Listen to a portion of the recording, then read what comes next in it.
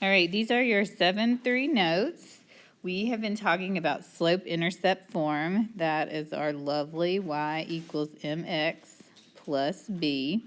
Today, I'm going to introduce you to our friend, the standard form, and that would be ax plus by equals c. We cannot look at standard form and do a graph. It's not possible. So we want everything to be in slope-intercept form because that's the best one. So today our problems are going to be in standard form, and we're going to have to switch them to slope-intercept form so we can graph them. So there's 3 steps to do that. Step 1, we're going to add or subtract the x variable. Step 2, we're going to write a new equation into y equals mx plus b form. This is the trickiest part, and I'll explain why in a second. Step 3 is you need to divide all the terms by the number in front of the y. So let's take these steps and solve these problems. So we're going to go back to what we did before Christmas. We're going to kind of solve this equation for y. So I'm going to put a 1 right here because I like that. Okay, step 1 says to add or subtract the x variable. Well, 1x is positive, so I need to subtract it to move it. So now I have negative 3y on the left, and on the right, okay, this is y equals mx plus b. That means the x has to be first.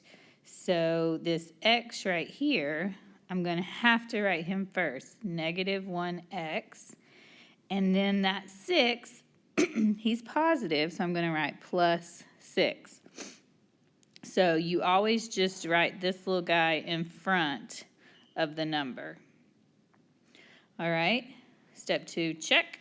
Step 3, we divide everything by what's in front of the y. So that's a negative 3, negative 3, negative 3. That marks out. Y equals, if you type negative 1 over negative 3 in your calculator, it'll tell you it's just a positive 1/3 x. If you do 6 over negative 3 in your calculator, it's going to tell you negative 2. So you can either write plus negative 2, or you can just write minus 2. All right, now let's graph this bad boy. Remember that we always start with the b, and it always goes on the y, the up and down line. So negative 2, put a dot there. I'm going to rise 1.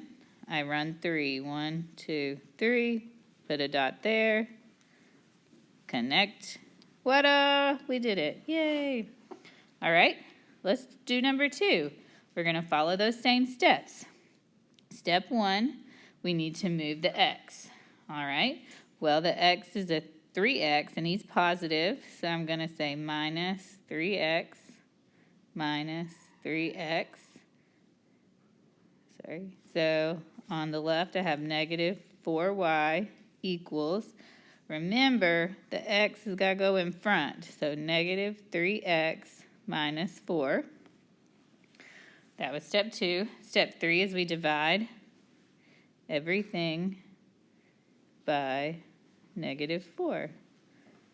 So I get y equals, yay, that's what we want.